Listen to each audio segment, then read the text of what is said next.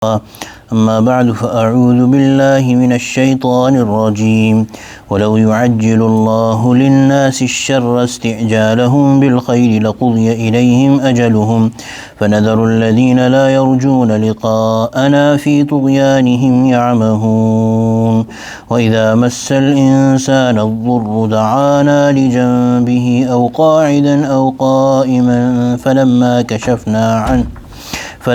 كشفنا عنه ضره مر كأن لم يدعنا إلى ضر مسه كذلك زين للمسرفين ما كانوا يعملون ولقد أهلكنا القرون من قبلكم لما ظلموا وجاءتهم رسلهم بالبينات وما كانوا ليؤمنوا كذلك نجزي القوم المجرمين ثم جعلناكم خلائف في الأرض من بعدهم لننظر كيف تعملون صدق الله العظيم وبلغنا رسوله النبي الكريم ونحن على ذلك من الشاهدين والشاكرين والحمد لله رب العالمين. Surah At-Tawbah. Yesterday night we read about the signs of those people who are headed to hellfire. And practically speaking, those people who give up the command of Allah subhanahu wa ta'ala, which means that they stop thinking or caring about halal and haram, what is permissible and what is impermissible. They are those people who have made this world or this worldly life their ilah and more important than what is coming forth, the will of Allah subhanahu wa ta'ala, the hereafter. So if one stops caring about halal and haram in their eating and goes after what is tasty to the mouth, or if somebody stops caring about halal and haram in their earning and goes after the luxury and the comfort, or if someone stops caring about halal and haram and goes after the pleasure of a certain body organ, or these are a few examples. These are the things which prove that a person has forgotten about meeting Allah subhanahu wa ta'ala, and they are وَرَضُوا بِالْحَيَاةِ الدُّنْيَا وَاطْمَأَنُّوا بِهَا. They have become complacent with this worldly life and they are content with it. So this world is everything for them. The struggle and the earning of this world is everything for them, and they don't care about the hereafter. May Allah subhanahu wa ta'ala protect us from being among those people. But these are the telltale signs that a person is, may Allah subhanahu wa ta'ala protect us, heading towards the hellfire. And of course, as long as a person is living, there is a chance that they could come back. So therefore, we cannot ever consider anybody inferior, but these people, the things that they are doing and the state that they are in, we need to have pity for them. And the result of that pity and mercy should be that we make dua to Allah subhanahu wa ta'ala for ourselves and for them, and try our best in whatever possible way to bring them towards the life of deen. Now these ayat that we read today, وَلَوْ يُعَجِّلُ اللَّهُ النَّاسَ لِلنَّاسِ الشَّرَّ اسْتِعْجَالَهُم بِالْخَيْرِ لَقُضِيَ إِلَيْهِمْ أَجَلُهُم. And if Allah were to hasten in sending evil to the people as they hasten in seeking good, their time would have been all over. So here the reference is that the kuffar, they used to say to the Prophet sallallahu alaihi wasallam, there is a special kafir whose name was Nadr ibn Harith. He had said that, O Allah, directly addressing Allah, O Allah, if we are wrong, if this kufr is hated to you, then send your adab down on us soon. So Allah subhanahu wa ta'ala is saying that the mercy of the Prophet sallallahu alaihi wasallam being among them is such that Allah subhanahu wa ta'ala is not going to send a collective punishment which will annihilate all of them, because of the mercy of the Prophet sallallahu alaihi wasallam, because of the Prophet sallallahu alaihi wasallam being among them.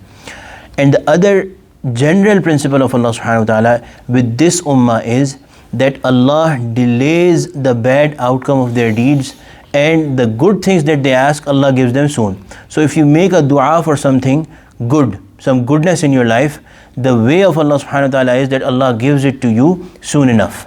But even if you make a bad dua, so even if parents make bad dua, or somebody is out of their frustration or sometimes they're in such a mental state that they seek something bad or say something evil or a kalima of a bad dua, invoking a bad thing for somebody, Allah still delays it so that a person has time to reflect over what they said and change what they are asking. So this is the way of Allah subhanahu wa ta'ala. So here Allah subhanahu wa ta'ala is saying, the Prophet sallallahu alaihi wasallam has also said that I made dua to my Allah subhanahu wa ta'ala, more or less meaning of the hadith, that Ya Allah, if my ummah or the people of my ummah ask about dua, then do not listen to it immediately, do not fulfill it immediately, but delay it so that the meaning is that they get time to rethink.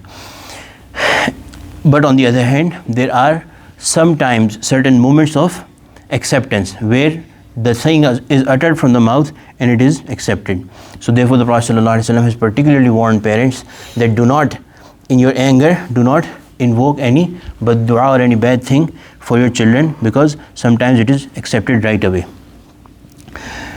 Anyway, so if Allah subhanahu wa ta'ala is saying that if it was the way of Allah that He would, as they seek goodness and they get it, if the evil that they are seeking, the azab, the punishment that they are seeking, if it was the way of Allah subhanahu wa ta'ala, that Allah would have sent it right away, then their duration would have been all over. But Allah, this is not the way of Allah. Allah gives them time. فَنَذَرُ الَّذِينَ لَا يَرْجُونَ لِقَاءَنَا فِي طُغْيَانِهِمْ يَعْمَهُونَ. So we leave alone, this is how we leave alone those who do not believe in meeting us to wander blindly in their rebellion. So those people who have even a little sense, they turn around and they become a people of faith, become a person of faith. But those people, their problem is that they have forgotten about meeting Allah subhanahu wa ta'ala. الَّذِينَ لَا يَرْجُونَ لِقَاءَنَا. This is how Allah subhanahu wa ta'ala is addressing them. These people who have no consciousness that we have to meet our Allah, our Rabb, then Allah also gives them time. So they keep on wandering blindly in their rebellion, in their turning away from Allah subhanahu wa ta'ala, and their disobedience, in their rebellion. These people are allowed time to keep on doing it. And the wisdom behind it is that the test becomes visible, and for the mu'mineen, the believers who see that these people who do not believe in Allah subhanahu wa ta'ala or are living a life of disobedience, they are getting comforts and they are not getting hardships in life. So the test becomes twofold for the believers, that you have to believe in the unseen, the promise of Allah subhanahu wa ta'ala, and for these people it is that they increase in their rebellion, they increase in their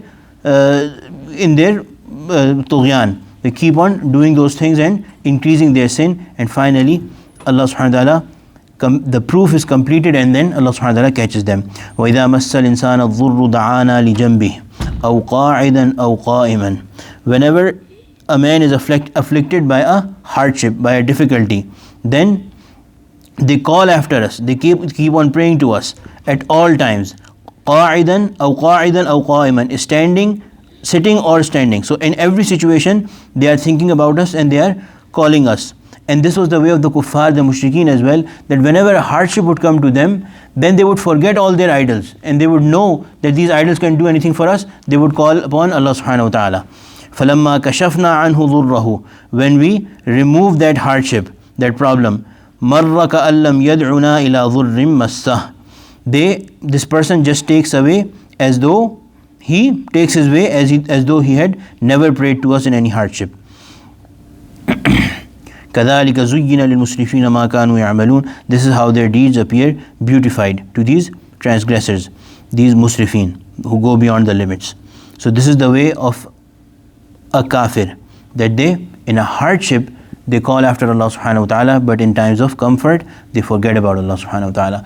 This should never ever be the case with a Muslim. If a person is a believer, in their hardship they connect with Allah subhanahu wa ta'ala, in their happiness they connect with Allah subhanahu wa ta'ala, in the time of hardship they connect with Allah subhanahu wa ta'ala with sabr and dua.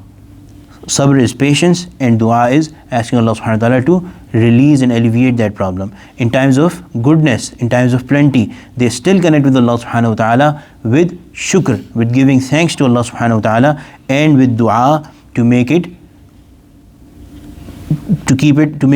ongoing and not deprive them, as proven from the Prophet ﷺ. The Prophet ﷺ has asked Allah subhanahu wa ta'ala that, Ya Allah, I seek protection in you, I seek refuge with you from the downgrading or downhill of my blessings that you have given me. كَذَلِكَ زُيِّنَ الْمُسْرِفِينَ مَا كَانُوا يَعْمَلُونَ. But the musrifin, those who transgress, who cross the boundaries, this is their way, that they do it and they are very happy with it.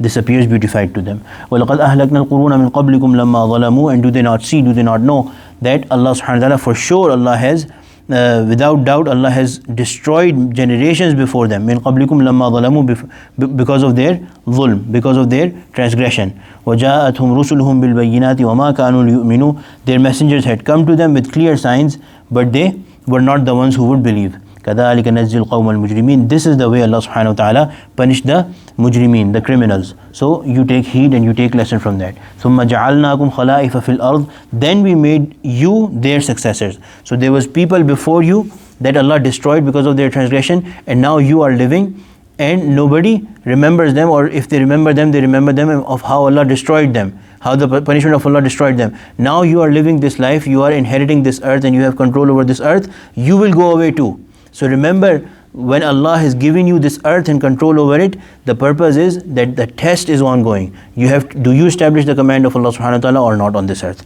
So the meaning here is that whenever you have been given control, whenever you have been blessed with whatever degree, whatever level of control and authority, it is a test from Allah subhanahu wa ta'ala. Allah wants to see, are you listening to Allah subhanahu wa ta'ala or not? Are you obeying to Allah subhanahu wa ta'ala or not? And if you are not, then the way of Allah subhanahu wa ta'ala is that Allah subhanahu wa ta'ala has wiped many nations before. Allah subhanahu wa ta'ala can wipe this nation as well. But the promise of Allah subhanahu wa ta'ala to the Prophet sallallahu alaihi wasallam is that this ummah will not be wiped in totality, but the individual punishment, if somebody disobeys and makes Allah subhanahu wa ta'ala angry, it is still perfectly possible, and not against the promise of Allah subhanahu wa ta'ala, that individually a person's life can be destroyed, a person's wealth and property can be destroyed. Allah subhanahu wa ta'ala can take it away from them. May Allah subhanahu wa ta'ala protect us. Ameen ya Rabbal Alameen. So this is the test. ثُمَّ جَعَلْنَاكُمْ خَلَائِفَ فِي الْأَرْضِ مِنْ بَعْدِهِمْ لِنَنْظُرَ كَيْفَ تَعْمَلُونَ. So that we see how you do, how you act. And this has been the way of the pious kings, the pious people, the pious Sahaba. In the Quran, several times it has been mentioned about Sayyidina Luqman radiallahu anhu, Sayyidina Sulaiman ala nabina alayhi salatu wassalam, that whenever he would see a blessing, a particular way of blessing of Allah subhanahu wa ta'ala, he would say that this is indeed a test for me. He had such a big kingdom, but he would say, this is a test from me. My Allah has put me in test, and He is going to see, do I do good or do I not do good? Do I become a shakir? Do I become a thankful person or not a thankful person? So may Allah subhanahu wa ta'ala grant us an understanding. رَبَّنَا تَقَبَّلْ مِنَّا إِنَّكَ أَنْتَ السَّمِيعُ الْعَلِيمُ وَتُبْ عَلَيْنَا إِنَّكَ أَنْتَ التَّوَّابُ الرَّحِيمُ. اللهم اجعلنا من أهل القرآن الذي أهلك وخاصتك. وصلى الله تعالى على خير خلقه سيدنا مولانا محمد وعلى آله وصحبه أجمعين. آمين برحمتك يا أرحم الراحمين.